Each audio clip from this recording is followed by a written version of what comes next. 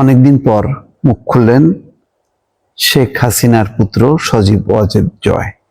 মাকে নিয়ে তিনি একটি স্ট্যাটাস দিয়েছেন, সেখানে বলেছেন ফেরত নিয়ে প্রহসনের বিচার চালাতে চাইছে ইউনূস সরকার। অর্থাৎ তার মা শেখ হাসিনাকে দেশে ফেরত নিয়ে প্রহসনের বিচার চালাতে চায় ইউনূস সরকার। তো তার মা যত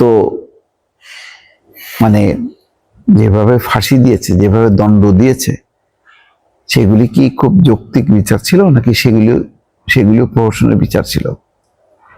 সেগুলি বলুক যে তাদের সময় খুব ন্যায় বিচার করেছে, তার মা খুব ন্যায় বিচার করেছে, আর এখন যা বিচার হচ্ছে সব প্রহসনের বিচার। বলুক, সেটা প্রমাণ করুক।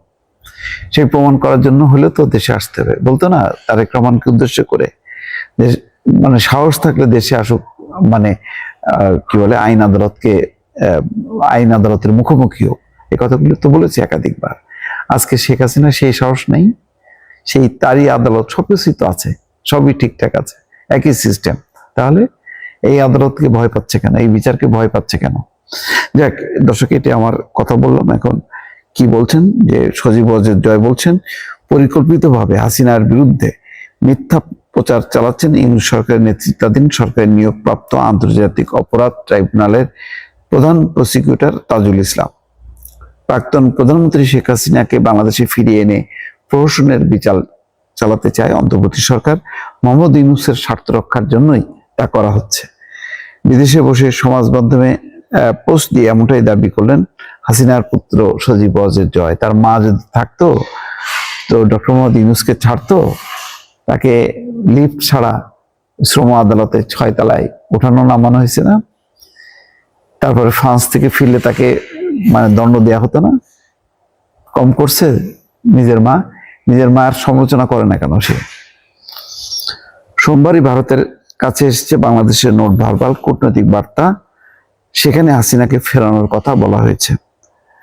বিদেশ মন্ত্রক অর্থাৎ পররাষ্ট্র মন্ত্রণালয় বাংলাদেশের হাইকমিশনার থেকে এই বার্তা পাওয়ার কথা স্বীকার করে নিয়েছে। এরপরেই মঙ্গলবার সামাজিক যোগাযোগ মাধ্যমে একটি পোস্ট দিয়েছে জয়। তিনি জানিয়েছেন প্রহসনের বিচার চালানোর জন্যই তার মা তথা আওয়ামী লীগ নেত্রীকে দেশে ফেরানোর চেষ্টা করছে অন্তর্বর্তী সরকার। তার অভিযোগ পরিকল্পিতভাবে হাসিনার বিরুদ্ধে মিথ্যা প্রচার চালাচ্ছেন ইউনূসের নেতৃত্বাধীন সরকারের নিয়োগপ্রাপ্ত আন্তর্জাতিক অপরাধ tribunal chief prosecutor Tajul Islam. জয় নিজের পোস্টে এও লিখেছেন, আন্তর্জাতিক ট্রাইব্যুনাল রাজনৈতিক প্রতিহিংসা চরিতার্থ করার জন্য বিচারের প্রক্রিয়া চালাচ্ছে, আর সে কারণে তা প্রহসনে পরিণত হয়েছে। তার কথায় এই প্রক্রিয়ার মাধ্যমে ন্যায় বিচারকে উপেক্ষা করে আওয়ামী লীগ নেতৃত্বকে পরিকল্পিতভাবে দমন পীড়নের নতুন অধ্যায় শুরু করা হয়েছে।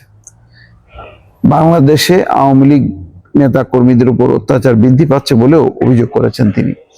বিচার না করেই তাদের দলীয় কর্মীদের হত্যা করা হচ্ছে বলে অভিযোগ করেন তিনি। উদ্দেশ্য প্রণোদিতভাবে তাদের হত্যার মামলায় ফাঁসানো হচ্ছে, জেলবন্দি করা হচ্ছে বলে অভিযোগ জয়ের। হ্যাঁ, উনার মা কি করছেন? ক্রস ফায়ার, গুম, খুন, আয়নাঘর, এগুলি কথা স্বীকার করবেন একটু দয়া করে।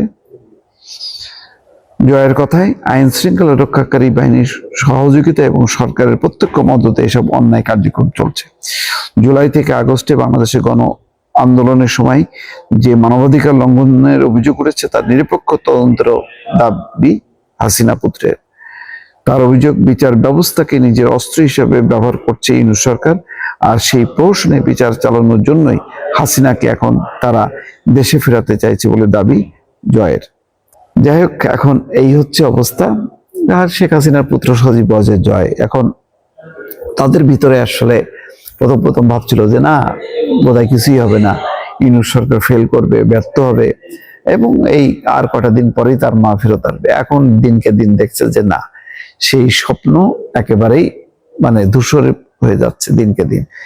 এখন বিচার আন্তর্জাতিক ট্রাইব্যুনালে শেখ হাসিনা সহ তার দোসরদের বিচার, সেই বিচারের মুখোমুখি হতে চরমভাবে ভয় পাচ্ছে শেখ হাসিনা, পরিষ্কার।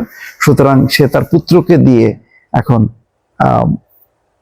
বিবৃতি দেওয়াচ্ছে, বক্তব্য দেওয়াচ্ছে এবং চেষ্টা করবে যে তার এই বক্তব্যের পক্ষে আরো যাতে সমর্থন পাওয়া যায়। কিন্তু নোবেল লরিয়েট ডক্টর মোহাম্মদ ইউনূসের পক্ষে যেভাবে সারা বিশ্বের বিশিষ্টজনরা বক্তব্য দিয়েছে, আজকে শেখ হাসিনার পক্ষে বক্তব্য দেওয়ার একজন মানুষও নেই। ভারত যা করছে সেটা হচ্ছে আকারে ইঙ্গিতে কৌশলে বাংলাদেশকে বা বাংলাদেশের সরকারকে বেকায়দায় ফেলার চেষ্টা করছে। এছাড়া কিন্তু আর কেউই শেখ হাসিনার পাশে নেই এই মুহূর্তে। দর্শক, এটাই হচ্ছে ভাগ্যের নির্মম পরিহাস। দর্শক, ভালো থাকবেন। আল্লাহ হাফেজ।